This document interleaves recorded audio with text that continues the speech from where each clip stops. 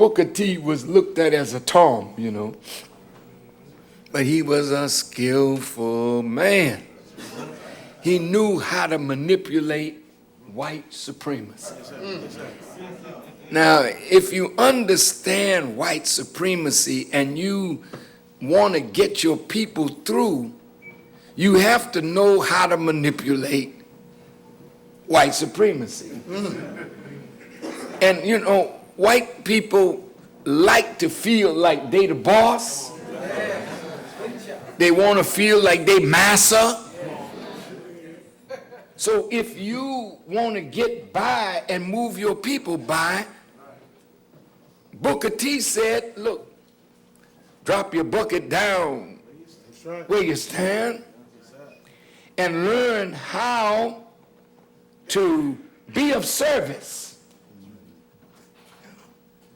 White man needed brick masons, he needed farmers, he needed agriculture, he needed animal husbandry, he needed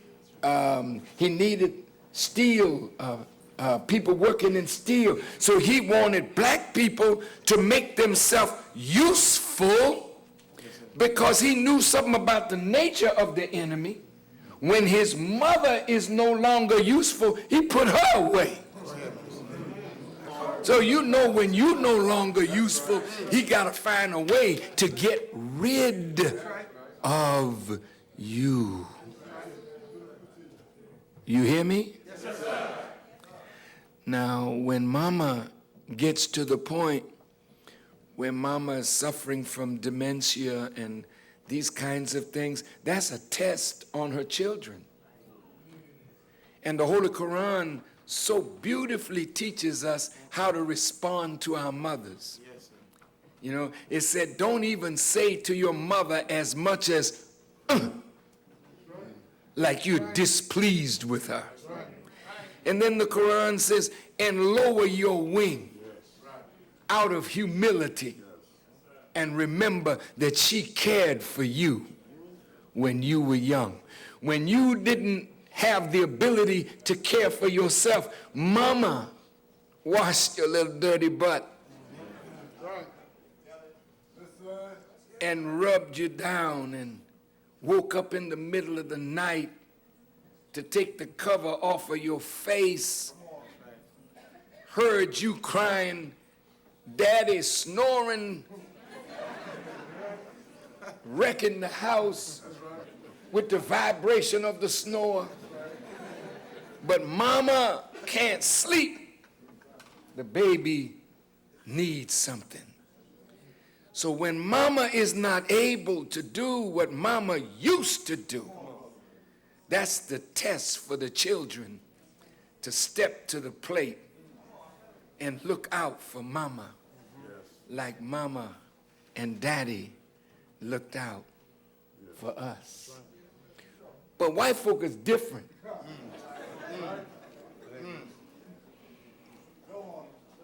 What's wrong with my mom? Well, she can't remember. Well, and ain't there a house somewhere we can put her? Some of us are like that too. But my point is, if you're not useful in this society, you have no value. And when you have no value, your humanity is diminished because you're non-useful. So they find ways to get rid of what they cannot use. Now, if you see it the other day, Assalamu alaikum, Tariq. How are you, son? Good. The other day, the coach of Notre Dame, a black coach, he thought it was great that he was called to be the coach of the Irish. That's right. And he did fairly well for the Irish, but in 3 years, he was not able to bring that team back to become the football powerhouse that it was, and thank you very much, but you're fired. they learned those words from Donald Trump, I'm sure. That even though you're well paid in sports, you are a well-paid commodity. Yes, sir. And when you have no more use for the team, they don't remember you, Michael Jordan, when you were Air Jordan. You know what I mean? You can't get up now? Well, okay. Well, See? Now, my point is, Booker T. Washington wanted us to make ourselves useful so that the wicked side of the nature of white supremacy wouldn't move to be destructive of our very lives and our persons. So many of us who were growing intellectually didn't understand the psychology of Booker T. Washington. So out of the intellectual community emerged W.E.B. Du Bois. And W.E.B. Du Bois talked about the talented 10th, that we should learn history and social studies and be able to compete with the white man on every intellectual level. Well, now he's getting dangerous now. So W.E.B. Du Bois became a dangerous man because he wanted black people to learn the things that would make them able to compete with white people, and that is a no-no. You must never compete with white people. You must always remember your place. And your place is always under them, not equal to them, and certainly not ahead of them. And when you begin to think that you are equal and then outdo them, you become an uppity nigger, and they got something for you then. Think about it. Okay? So when Brother Garvey came along, he started the UNIA, the United, is it? Universal Negro Improvement Association. Negro Improvement Association. The nerve of him. Gonna improve what the slave master made to serve him. We got to get rid of this Negro talking about he want to improve my niggers. If you're going to improve my niggers, they won't be my niggers no more. I cannot have a universal Negro Improvement Association.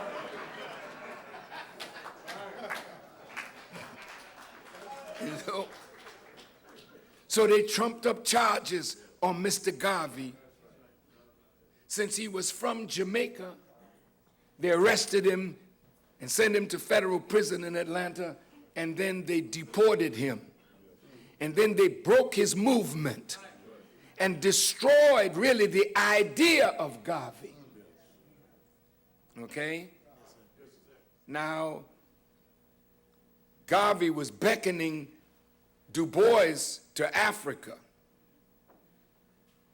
And Du Bois, in the early days of his development, was against what Garvey was talking. But the interesting thing is, Garvey died in England, and Du Bois died in Africa. And Du Bois died producing the history of our people's greatness and accomplishments. See? So that his life would have meaning beyond the time of his physical passing, that we could read the sacrifice of a man to learn something about us that would really improve us. So he became a leader in the Negro Improvement Association without joining, in that he gave us knowledge that raised our level of consciousness. then Noble Drew Ali, a great black brother, started teaching Islam. Newark, New Jersey was the hotbed of the Moorish science temples. See? Now the enemy really in trouble because Islam is now present. When I first heard Brother Malcolm, he was talking about a writer called Lothrop Stoddard and a book that he wrote, The Rising Tide of Color Against White Supremacy. And in that book, Lothrop Stoddard wrote of Islam and how Islam seemed to bring out the militant propensities of black people. So we don't want no Muslim niggas because them is going to be some militant niggas, and we don't want to. Now we have a problem with these improvement niggas. Now they're going to improve and become militant too.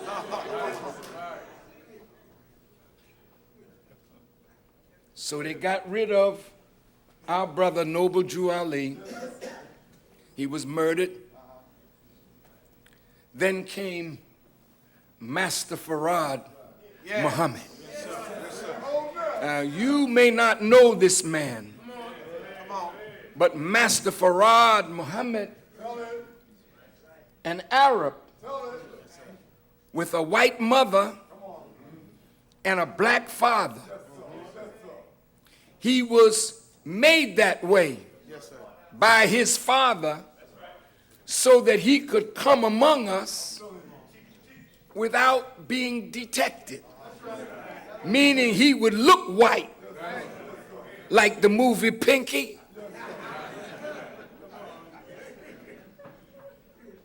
but he would be a black man, like Adam Clayton Powell, like Ralph Bunche. He could walk among white people and they would think he was one of them, so they would speak.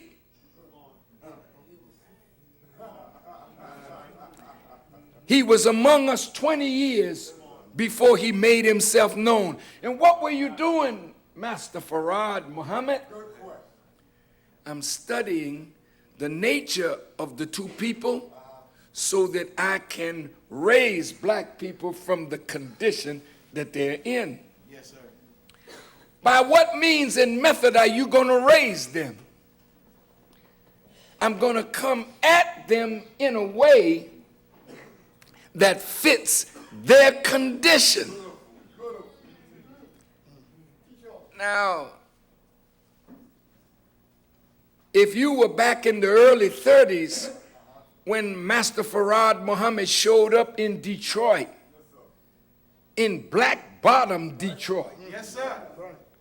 as a salesman with silk on his hand, knocking on the doors. Black women, their men was in the factories, the women at home, he knocked. Sister come to the door and see this light-skinned man with straight hair. Lord have mercy. Who is this man at my door? What is you selling, honey? And he said, sister, I'm bringing you silk from your people in the East. Huh? People's in the East. I don't know nothing about no sisters and family in the East. What East you talking about? He said, well, sister, if you would come to a meeting tonight, I will tell you about your people in the East. And that's how the mosque got started in Detroit. He started teaching us about ourselves. Now, you may disagree with his methodology, but it worked. That's right. Come on. He said, who is the original man. We ain't never heard no talk like that. What you mean original man? The man who is the base of all human beings. And he gave the answer since we didn't know it. The original man is the Asiatic black man, the maker, the owner, the cream of the planet Earth, God of the universe. Stop right there. I mean, here this white-looking man talking to us about the glory of being black. Now, some Muslims will say, oh, that's horrible. That is so un-Islamic. You know that there's no color in Islam. Shut up.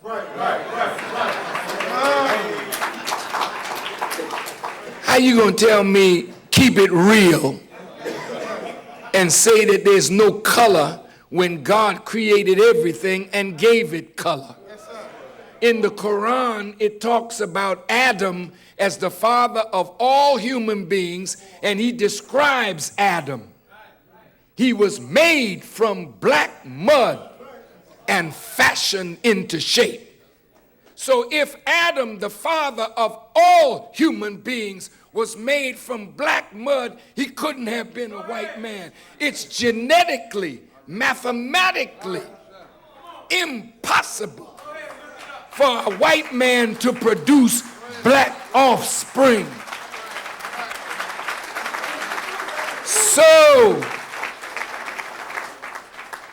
he started teaching us that we were the first of God's creation. And then he said the colored man or Caucasian is the devil.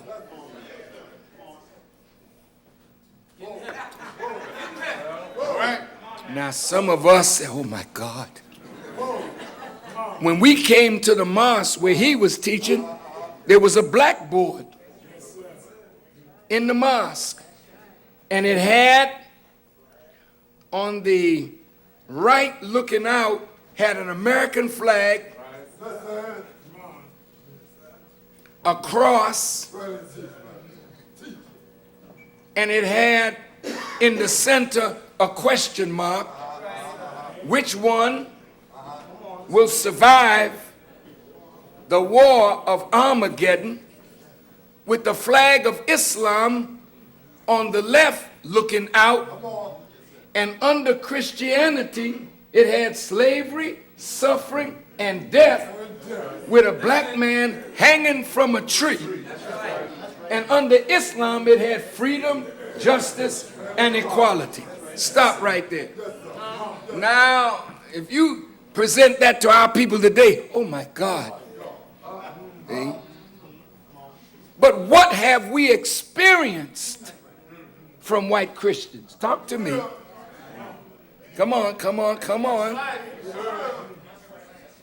Why are you Second Baptist? You ain't First Baptist. In every city there's a Second Baptist church, but you never the First Baptist church. It's because white folk mistreated black people in the church, so they went out and formed Second Baptist Church. They mistreated us in the Methodist Church, so we went out of the Methodist Church and formed CME and AME. We walked out of the white church and formed the Pentecostal movement, the Church of God in Christ. But you had to come out of them in order to be yourself. Boy, this is heavy stuff now. After Farad Muhammad left, we were left with Elijah. And after 20 years, let me see, from 1930 in the 40s, late 40s, Malcolm X was converted in prison. And then the Nation of Islam began to grow.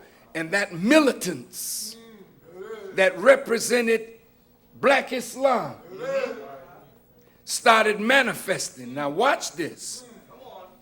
At the same time that Malcolm is emerging, Martin King is coming out of Boston University. A brilliant, scholarly brother, but wanting to integrate. And Elijah Muhammad and Malcolm said, no, we don't integrate. We separate from this enemy, because that's what the scripture says will ultimately take place. He's going to separate the sheep from the goat, the wheat from the tare, the righteous from the wicked, and we don't want to be with the wicked, so we want to separate from them. So Malcolm was preaching separation, Martin was preaching integration, and between these two dynamics, electricity sparking. Then black folks start getting stimulated. What's this? Malcolm saying the white man is the devil. And Martin saying he's our brother, but he ain't right.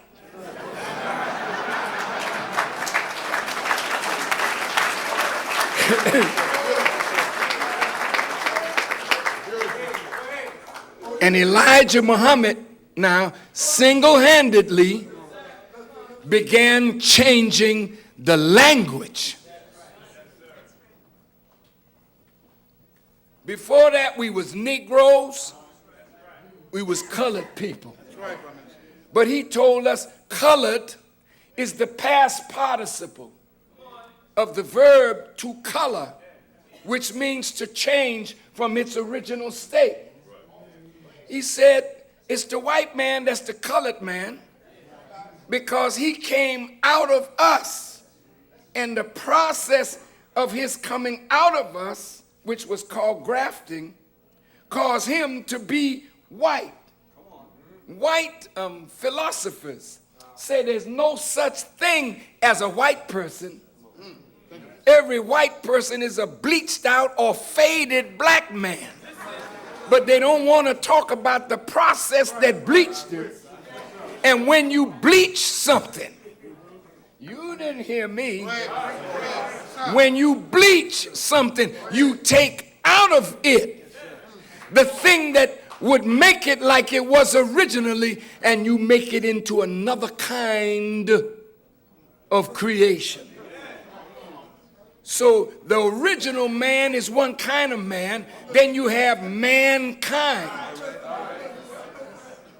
a kind of a human being.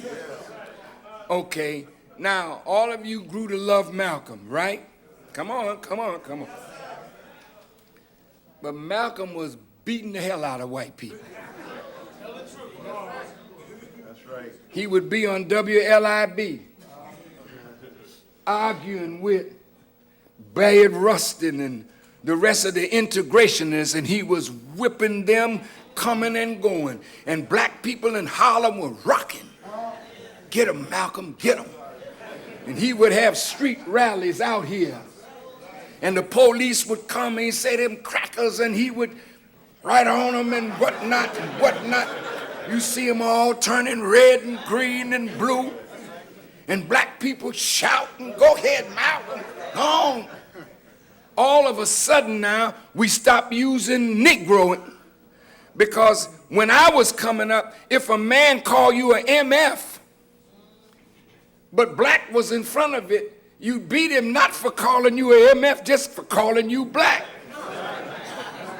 What you call me?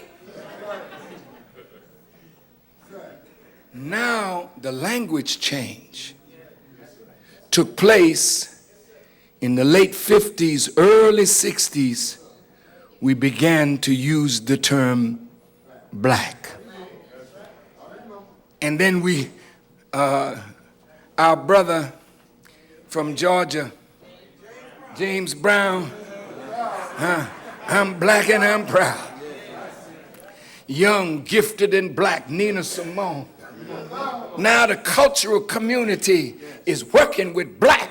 Oh, see, now black people rising with a different kind of view of themselves. Now you really got a Negro Improvement Association going, because we're coming into our own now. And white folk don't know how to deal with this new black woman, this new black man. Now we're militant enough to challenge segregation. So Rosa said, to hell with this. I ain't moving. I'm tired and I'm going to sit down. I said, nigga, you better get to the back of the bus. I said, not today. Now this militant spirit catching on now. White folks said, this got to stop. So Bull Connor putting fire hose on us, putting cattle prods, dogs on us. But national TV was showing that.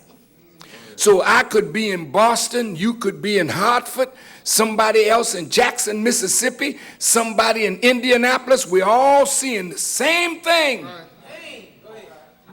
Black folk being beaten in the streets of America for wanting to integrate a lunch counter. Did you know how you create a national community? It starts by shared attitudes. Listen to me carefully. And attitudes harden into a system of beliefs. And out of beliefs come ideology. And from ideology, meaning an idea that becomes predominant, a national community starts developing.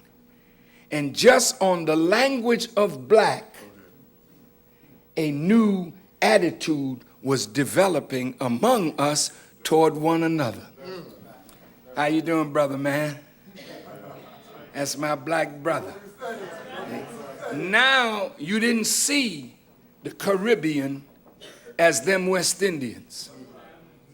You said, that's my black brother from Jamaica. My black brother from Haiti, my black brother from Martinique and Guadeloupe and Trinidad and Tobago and the Virgin Islands. You didn't see nothing different. I had a brother come up from Panama, and we had wrote a song, "A white man's heaven is a black man's hell." And the brother came up from Panama saying, "A white man heaven is a black man hell. Soon we're going to take back the Panama Canal."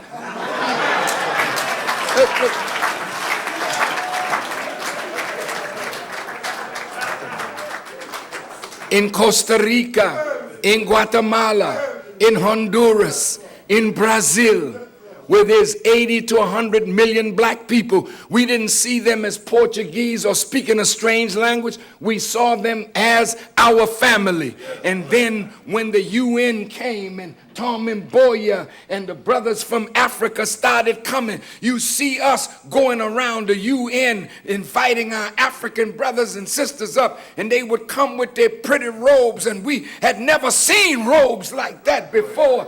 And all of a sudden, black people wanted to take off the white man's garment and put on a dashiki, and the sisters want to take off the white man's garment and put on a booba or something.